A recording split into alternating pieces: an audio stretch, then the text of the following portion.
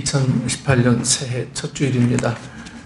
이 첫 주일을 예배 주님 앞에 드리고 이 한 해를 살아갈 때 여러분 삶 속에 직장과 가정과 또 사업 위에 여러분 자녀들 위에 하나님의 크신 은혜가 함께하기를 축원합니다. 네. 오늘 말씀의 제목은 그리스도 예수 안에서 누리는 행복, 예수 안에서 누리는 행복이라는 제목으로 오늘 본문 말씀으로 함께 은혜를 나눕니다. 사람이 이 세상을 살아가면서 여러분 이 세상에 태어난 보람을 알고 무엇인가 이 땅에 있는 좀 의미 있는 일을 남기고 가기를 원한다면 그 사람은 여러분 분명 가치 있는 인생일 것입니다. 예. 우리 인생이 항상 나만을 위해서 사는 그러한 인생이라면 굳이 교회 나와서 이렇게 섬기고 봉사할 이유가 없어요. 우리가 교회 나와서 섬기고 봉사하고 하나님의 뜻을 구하는 것은 내 영혼에 맡겨진 다른 영혼들을 위한 삶이어야 오늘 진정한 크리스찬의 삶의 의미를 알 수가 있다라고 하는 것이죠. 그래서 그런 사람들이 인생의 가치를 온전히 알고 살아가는 사람임에 분명합니다. 그는 인생의 가치를 아는 사람이라 할 수 있고, 이런 사람들은 여러분 이 삶의 용기와 자신감으로 여러분 하루하루를 열어갑니다. 남을 위해서 헌신하는 사람들은요, 남을 위해서 헌신하다 보면 그 삶이 어느 순간 내 삶의 기쁨이 되고 내 삶의 능력이 되어진다라고 하는 거예요. 예. 그것은 섬겨보고 그렇게 살아와본 사람들은 그런 고백이 분명히 있게 되리라 믿습니다. 그러나 유감스럽게도 우리는 너무나도 많은 염려와 두려움을 안고 우리는 이 한 해를 좀 살아가고 있습니다. 이 벨트 앙트스라는 사람이 현대인을 가리켜서 다음과 같은 유명한 말을 했습니다. 사람들의 마음에는 하나님을 두려워하는 것이 죽어버렸다. 그리하여 새로운 두려움이 그 자리를 차지했는데 바로 모든 것을 두려워하는 공포이다. 네. 여러분, 이 얼마나 참 정확한 진단입니까? 예. 하나님을 두려워하는 마음이 사라지는과 동시에 그 하나님을 두려워하는 그 공간 속에 공포라는 이 두려움이 우리의 삶을 가로막은 거예요. 그 자리를 채운 겁니다. 하나님을 두려워하는 마음을 잃어버린, 아니 어쩌면 하나님을 버려버린 인본주의는 진정 인간을 해방시킨 것이 아니라 더 큰 두려움에 사로잡히도록 만들어 버렸습니다. 여러분, 지식을 알면 알수록 해결되는 게 아니에요. 지식은 알면 알수록 더욱더 목말라지는 게 이 지식입니다. 세상의 지식, 그리고 우리가 하나님을 아는 지식, 여러분 이것은요 채워질래야 채워질 수 없는 거예요. 여러분, 하나님에 대한 지식이 여러분 채워집니까? 오늘도 교회 우리 아까 보니까 우주에 관한 부분들을 설명해 놨는데, 여러분 내가 얼마나 작은 존재인지 우주 하나만 봐도 알 수 있을 거예요. 주님께서 나를 기억하신다는 것 자체가 기적이죠. 여러분, 이 지구상, 그리고 이 대한민국, 그리고 이 봉담 지역, 예? 여기서 사는 우리를 하나님이 기억해 주신다? 이것은 기적 중에 기적입니다. 기적을 바라면서도 우리는 하나님을 보지 못하는 어리석음 속에서 늘 안타까워하고, 좀 어려워하고, 내가 인지하지 않으면 하나님이 없는 것처럼 살아가는 우리 인생들을 바라보게 되죠.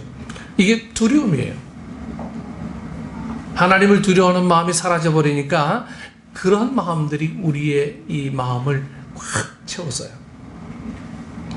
요즘 우리 사회에 이 무속적인 이야기들이 많은 것은, 심지어 이 무속 드라마까지 인기를 누리는 것은 바로 그만큼 이 염려와 두려움에 사로잡혀 살아가고 있는 어떤 단적인 사회적인 표현이죠. 사방을 둘러봐도 세상은 온통 두려움뿐입니다. 여기에 과연 인간이 꿈꾸는 진정한 자유와 행복이 있을까요? 여러분, 만물의 영장으로 지음받은 사람이 만물의 주인이 되지 못하고 종노릇하며 비참하게 살아가야 하는 이유가 여러분 어디 있습니까? 성 프란시스코가 이 순례길을 행하다가 지치고 낙심이 되어 작은 동네 우물가에 주저앉아서 쉬고 있는데 마침 그때 동네 안악이 이 물을 길고 있었습니다. 이 동네 안악은 아주 능숙한 솜씨로 이런 물을 기르는데 항아리에 물을 이렇게 가득 채우고는 옆에 서 있는 이 나뭇가지를 꺾어다가 항아리에 던져 넣는 거예요. 이상히 여긴 이 프란시스코는 왜 그렇게 하는지 이유를 물으니까 이 안악의 대답이 그렇게 해야 물이 출렁거려도 다 쏟아지지 않는다는 겁니다. 네. 이 소리를 들은 이 프란시스코는 큰 깨달음을 얻고 그 자리에서 이제 무릎을 꿇고 하나님 앞에 기도했답니다. 하나님, 나의 마음속에 다시 한번 십자가의 은혜를 부어주시어 세상의 염려와 두려움으로 인해 흔들거리거나 요동치 않게 하여 주옵소서. 이 프란시스코는 그런 기도를 했습니다. 여러분, 그렇습니다. 인간은 하나님을 떠나서는 진정한 자유와 행복이 없습니다. 진리를 아는 것이 구속이 아니라 우리를 이 자유케 함을 잊지 않기를 소망합니다.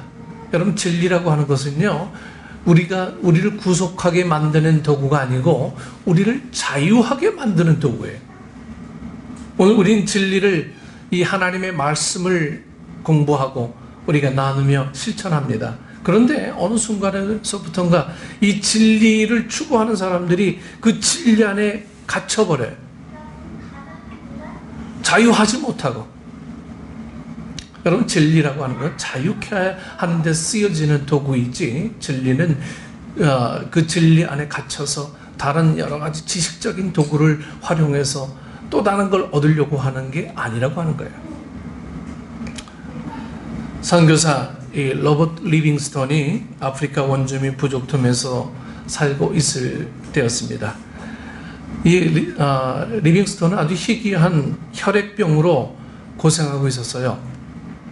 그래서 그가 반드시 매일 먹어야 될 게 하나가 있는데 신선한 염소젖을 먹어야 그 희귀한 혈액병이 이제 더 재발되지 않고 멈추고 있는 거예요. 이 어느 날 그 부족의 그 왕은 리빙스턴의 염소를 보고 무척 마음에 들어했습니다. 예, 선교를 갔으니까 이 부족의 이제 왕이 이제 리빙스턴이 갖고 있는 염소가 너무 탐이 나는 거예요. 예, 그 염소를 날 달라. 이 부족민들의 소유물은 언제든지 왕이 원하기만 하면 그게 소유물로 간주하는 게 이 부족의 이제 풍습이었어요. 그래서 자동적으로 염소는 왕에게 바쳐져야 했습니다. 리빙스턴은 이 혈액병 때문에 그 염소젖을 먹어야 살 수가 있는데 어쩔 수 없이 이 염소를 이 왕에게 강제로 뺏깁니다. 추장은 리빙스턴의 호의에 감사를 표하면서 자기가 쥐고 있던 이 지팡이를 선물로 줍니다. 집으로 돌아온 이 리빙스턴은 앞으로 염소 젖을 먹지 못하니까 살 수 없을 거라면서 이 하인한테 아주 서글프고 아주 슬픈 목소리로 탄식을 내놓습니다. 그래서 하인은 깜짝 놀라면서 이렇게 대답하는 겁니다. 주인님, 왕께서 주신 게 뭔지 모르십니까? 그것은 이 왕의 홀로서, 이 홀이라고 하는 건 주권이에요, 주권. 네. 부족 내에서 원하는 것이면 모두 주인님의 것이 될 수 있다는 징표입니다. 그걸 왕에게 선물로 받은 거예요. 염소 한 마리 뺏긴 게 뭐 그렇게 대수입니까? 왕의 주권을 받았는데. 여러분, 하나님 안에서 새 사람이 되면 이전의 삶과는 비교할 수 없는 제약들이 여러분 나타날 것입니다. 마치 마음껏 누리던 자유 한 켠을 좀 잘라낸 것처럼 좀 부자유하게 느껴질 수 있어요. 여러분, 예수 믿는다는 게 여러분들의 시간을 잘라내야 되고요. 여러분들의 물질도 잘라내야 되고, 여러분들의 헌신도 잘라내야 돼요. 여러분들이 아끼던 부분도 좀 잘라내야 돼. 믿음 생활이라고 하는 것은 내 것을 잘라내지 않으면 믿음 생활이 불가능한 게 이 믿음 생활이, 이 신앙 생활입니다.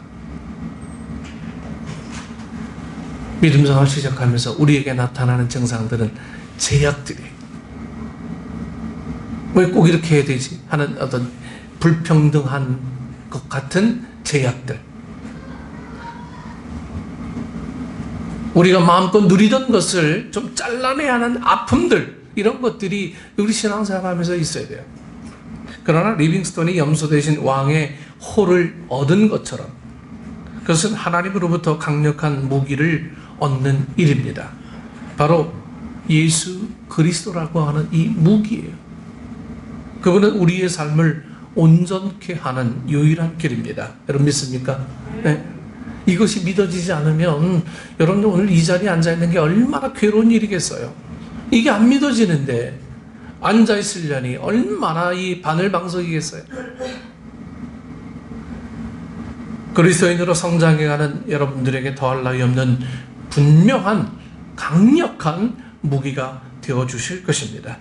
하나님이 이 모세를 호렙산 떨기나무 불꽃 가운데서 이제 부르십니다. 모세야, 모세야, 내가 여기 있나이다. 이리로 가까이 오지 말라. 내가 선 곳은 거룩한 땅이니 내 발에서 신을 벗으라. 또 이르시되 나는 내 조상의 하나님이니 아브라함의 하나님, 이삭의 하나님, 야곱의 하나님이니라. 이 모세가 하나님 배웠기를 두려워하여 얼굴을 가리며 여호와께서 다시 또 이르십니다. 내가 애굽에 있는 내 백성의 고통을 분명히 보고 그들이 그들의 감독자로 말미암아 부르심을 듣고 그 근심을 알고 내가 내려가서 그들을 애굽인의 손에서 건져내고 그들을 그 땅에서 인도하여 아름답고 광대한 땅, 젖과 꿀이 흐르는 땅, 곧 가나안 족속, 헷 족속, 아모리 족속, 브리스 족속, 히위 족속, 여부수 족속의 지방에 데려가노라 하노라. 이제 가라. 이스라엘 자손의 부르짖음이 내게 달하고 애굽 사람이 그들을 괴롭히는 학대도 내가 보았으니 이제 내가 너를 바로에게 보내어 너에게 내 백성 이스라엘 자손을 애굽에서 인도하여 내게 하리라. 여러분 이게 오늘 모세를 부르신 하나님의 음성이고 명령이었어요. 내가 누구이기에 바로에게 가며 이스라엘 자손을 애굽에서 인도하여 내리까? 이 모세는 다시 반문합니다. 나같이 약한 사람 뭔데 하나님 부르셔서 바로처럼 강력한 군대를 갖고 있는 이집트 왕에게 대항케 하십니까? 하나님이 다시 모세에게 말씀하세요. 내가 반드시 너와 함께 있으리라. 내가 그 백성을 애굽에서 인도하여 낸 후에 너희가 이 산에서 하나님을 섬기리니 이것이 내가 너를 보낸 증거니라. 그래도 모세가 자꾸 이 쭈뼛거리니까 하나님이 여러분 뭐라고 하십니까? 내가 네 입과 함께 있어서 할 말을 가르치리라. 그러니까 하나님은 우리와 세상 끝날까지 그냥 함께 계신 분이 아니에요. 우리에게 능력으로 함께 하시는 분입니다. 여러분 이것이 우리에게 좀 믿어져야 돼요. 제가 부교육자나 가끔 신방할 때 그런 생각을 좀 많이 합니다. 급한 신방은 설교 준비가 안 되잖아요. 그러면 시간이 차 타고 가는 시간 한 30분, 20분 이 정도 되면 하나님 거기서 기도합니다. 하나님 오늘 그 가정을 향한 하나님의 말씀을 좀 허락해 주옵소서. 간절하게 기도합니다. 그러다 보면 하나님께서 도무지 그 집 입구까지 다가갔는데 머리는 하얘. 무슨 말씀을 전해줘야 될지 몰라요. 근데 막상 그 가정의 상황 이야기를 듣고 또 이야기하다 보면 하나님께서 지혜를 주시고 그 가정을 향한 말씀들을 주시는 경험들을 여러 차례 경험하게 됩니다. 이건 저뿐만의 고백이 아니라 모든 목회자들의 어떤 간증이고 고백일 겁니다. 내가 하는 게 아니에요. 여러분 내가 이 한 해를 달려가는 인생이 아닙니다. 하나님이 허락하셔야 달려가는 인생이 될 수 있고 하나님이 인도하셔야 온전히 인도되어질 수 있는 사람이 오늘 우리 이 하나님 이 사람이라고 하는 거예요.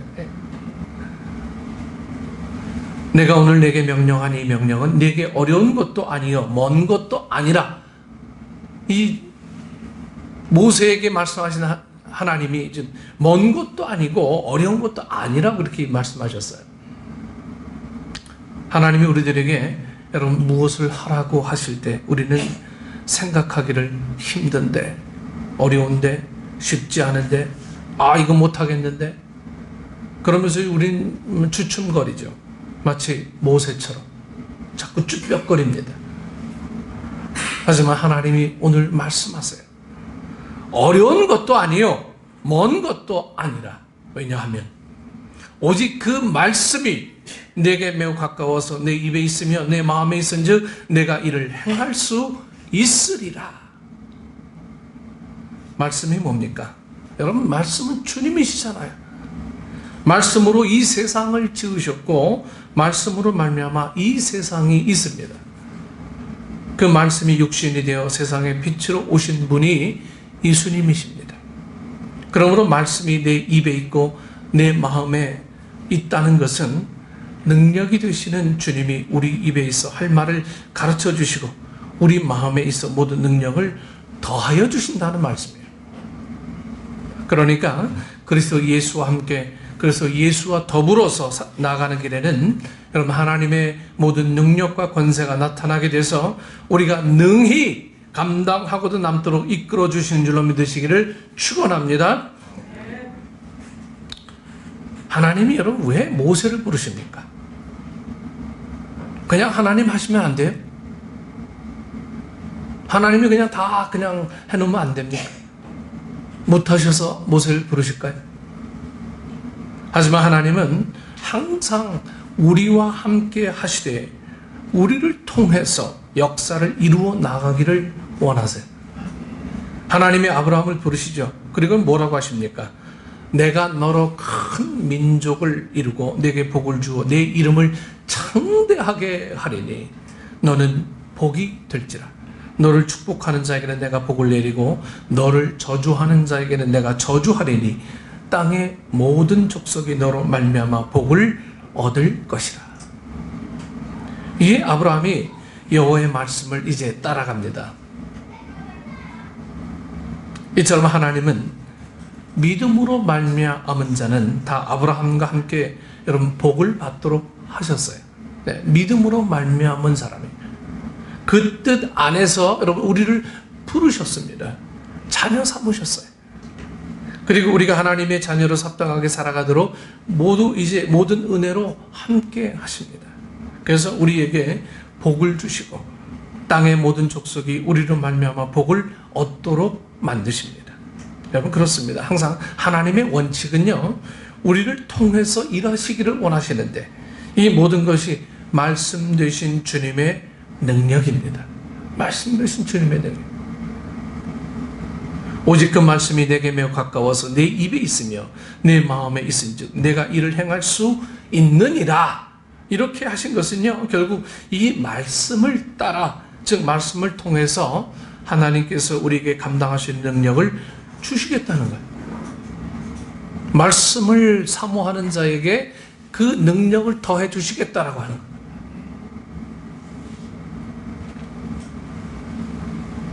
바울로 주님이 말씀하시죠. 너희가 나를 택한 것이 아니요 내가 너희를 택하여 세웠나니 이는 너희로 가서 열매를 맺게 하고 또 너희 열매가 항상 있게 하여 내 이름으로 아버지께 무엇을 구하든지 다 받게 하려 함이라. 저는 지난 11월 12월을 아주 몸살 앓듯 지내왔습니다. 재직을 임명하며 봉사자를 임명하며 우리가 이 섬길자를 임명하는 일에 상당한 시간을 많이 보내야 됐어요. 결정하는데 많은 기도의 시간이 필요했습니다. 하나님 어떻게 인간적으로 해야 됩니까? 하나님 주신 원칙대로 해야 됩니까? 우리 이상현 집사님, 이영구 집사님하고 상의하면서도 하나님 어떻게 하는 게 참 하나님 원하시고 기뻐하시는 일입니까? 11월은 인간적인 생각이 많았어요.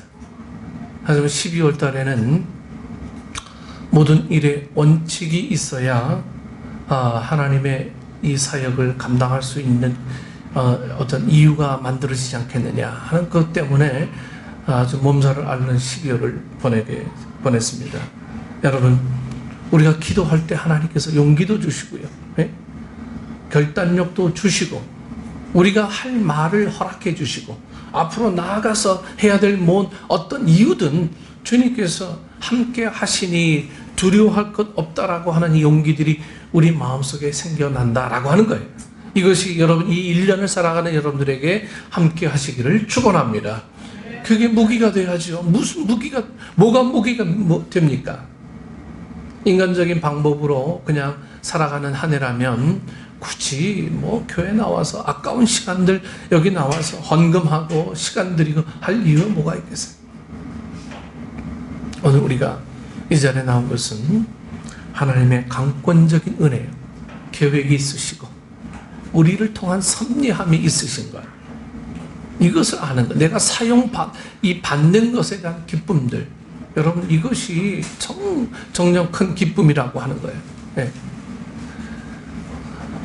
저 뉴욕에서 신학대학원 다닐 때 저희 영어 선생님이 미국 분이셨어요. 할머니인데요. 그분이 한 번은 우리 모두를 데리고 이제 메트로폴리탄 뮤지엄 박물관에 데리고 가서 거기 보면 우리 신학 공부할 때 그림들이 굉장히 많이 있거든요. 그래서 선생님하고 이제 그림을 보면서 공부하는 것, 마침 그때 12제자에 관한 그림들이 나오게 됩니다. 저희 클래스가 그때 한 7명이었어요. 네, 7명이었는데 이 선생님이 자꾸만 이제 시키는데 나는 안 시키고 자꾸만 다른 사람만 시키는 거예요. 네, 다른 사람 시키는 거예요. 속으로 막 이 섭섭함이 막 올라오는 거예요. 왜 나 안 시키지? 어느 그림 앞에 이렇게 섰습니다. 그래서 이 그림도 다른 분들에게만 질문을 하니까 모르는 거예요. 네. 아무도 모르는 거예요. 여섯 명, 저 빼고. 그래서 저는 그림을 알았거든요. 네. 이거 베드로가 지금 뭘 하는 장면이다, 이렇게 말씀드렸더니 오케이 하면서 얼마나 기뻐하시는지. 여러분, 그때 선택받은 기쁨이 뭔지, 그 선택받았다고 하는 기쁨이 그 작은 어떤 이 7명, 8명 안에서도 얼마나 큰 기쁨이 되는지 몰라요. 네. 여러분, 봉사하는 삶, 그리고 우리가 부탁받은 삶, 이런 삶이 어찌 보면 얼마나 큰 기쁨의 삶인지 여러분들 알 수 있는 은혜가 있기를 원합니다. 예? 누가 부탁을 한다, 여러분, 이것은 나에게 믿음직해서 그런 거예요. 믿음직해서. 누가 나에게 뭔가 의뢰를 한다, 믿을만 하니까 그런 거예요. 감당할 수 있을 만하니까. 그걸 통해서 하늘 복의 통로가 되길 원해서 부탁을 하고 하는 거죠. 그래서 우리는 내가 능력이 있어서 하는 게 아니고 주님이 말씀하세요. 감당하기만 결단하면 주님께서 우리 등 뒤에 서셔서 우리 갈 길을 인도하시고 밝히시고 지혜를 주시고 능력을 주시고 때로는 물질도 주시고 건강도 주시고 이렇게 하시는 거예요. 이것이 오늘 우리의 고백이 아니라면 오늘 우리는 굳이 주님 섬긴다고 하는 것들이 머릿속에서만 하는 것, 이거 여기에 불과합니다. 초대교회의 이단 중에 하나가 이 그노시즘에서 영지주의자가 생겼어요. 이분들은 모두 영적인 능력들만 앞장세우고 우리가 살아가는 모든 세상 것들은 다 부정합니다. 그러다 보니까 사람들이 막 미혹당하는 거예요. 네. 저 똑똑한 사람들이 저렇게 얘기하니까 우린 받아들여야 되나 고민하죠. 그런데 그게 아니라고 말씀하셨어요. 진리는 자유케 하는 거예요. 진리는 그 안에서 머무는 게 아니고 우리를 자유케 하는 것, 복음으로 우리의 삶을 자유케 누리는 삶이지 그 안에 갇히는 삶이 아니다라고 하는 거예요. 따라서 항상 주님을 통해서 우리가 모든 것을 행할 수 있는 바, 모든 영광 또한 예수님께 돌려드려야 할 것입니다. 오늘 본문 로마서 8장 28절 29절 우리 다시 한번 읽어보겠습니다. 오늘 본문 다시 한번 우리 다 함께 다시 한번 봉독합니다. 우리가 알거니와 하나님을 사랑하는 자 곧 그의 뜻대로 부르심을 입은 자들에게는 모든 것이 합력하여 선을 이루느니라. 하나님이 미리 아신 자들을 또한 그 아들의 형상을 본받게 하기 위하여 미리 정하셨으니 이는 그로 많은 형제 중에서 맏아들이 되게 하려 하심이니라. 여러분, 누가 하나님을 사랑하는 자입니까? 누가 그의 뜻대로 부르심을 입은 자들입니까?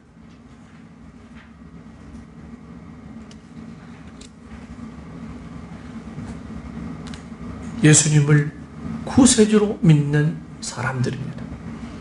예수 이름을 믿는 사람, 예수의 능력을 믿는 사람, 이분들이 바로 하나님을 사랑하고 그의 뜻대로 부르심을 입은 사람들이에요.